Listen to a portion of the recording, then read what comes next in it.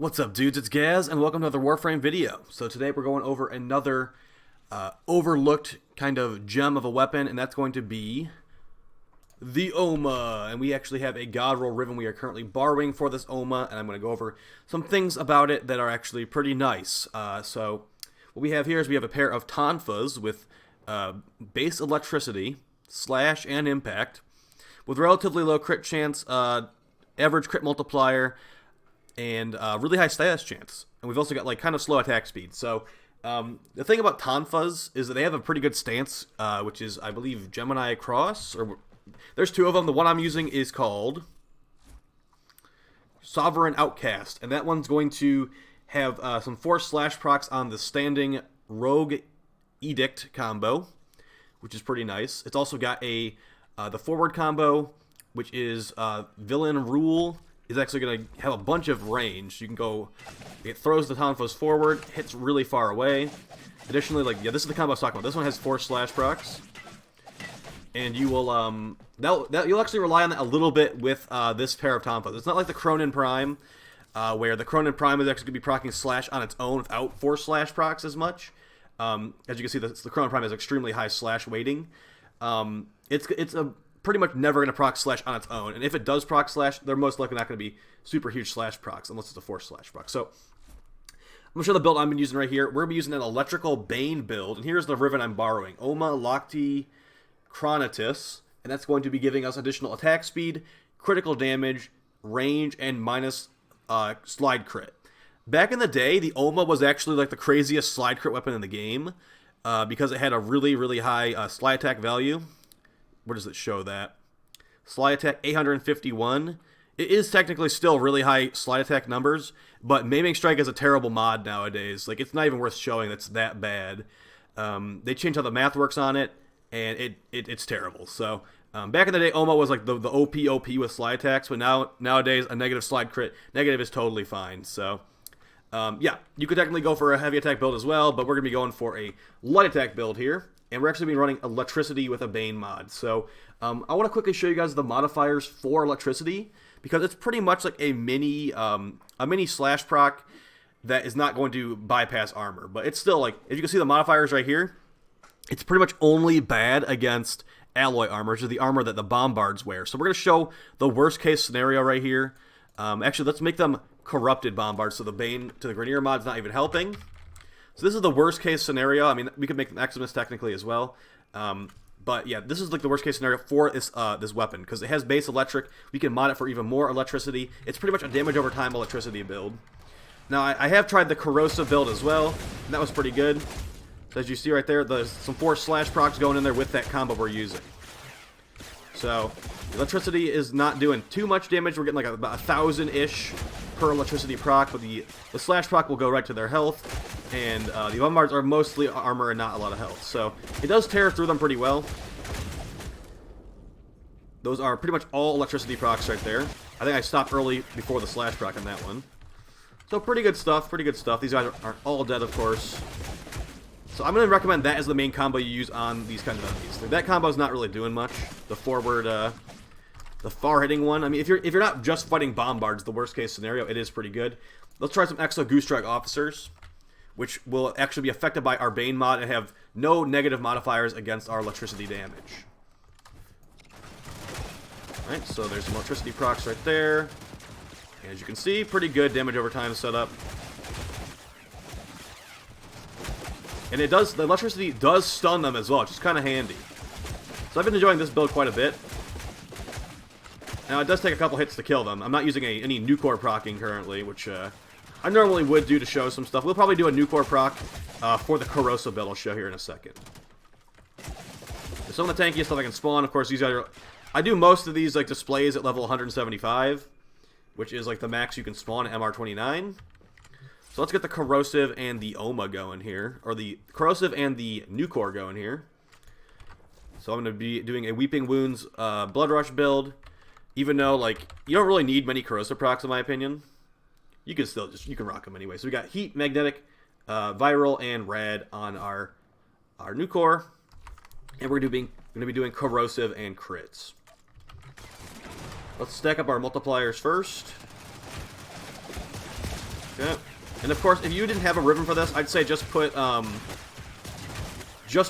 critical damage in that last slot. Organ Shatter. That's a roller ball.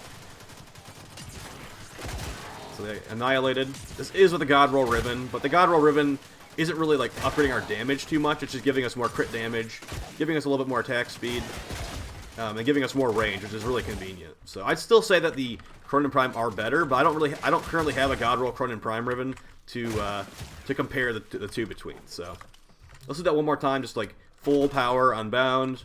I could even use Mirage buff, but let's not go that far. There will be a Mirage mission in this video as well. So I don't even really need to use the nukor proccing. It's just like a little bit overkill for these poor grineer. These poor as tanky as possible in the Simulacrum grineer. And yeah, it's pretty good. I think it is definitely not just a slide crit weapon anymore, which is kind of nice. Yeah, those are the two main builds I was using.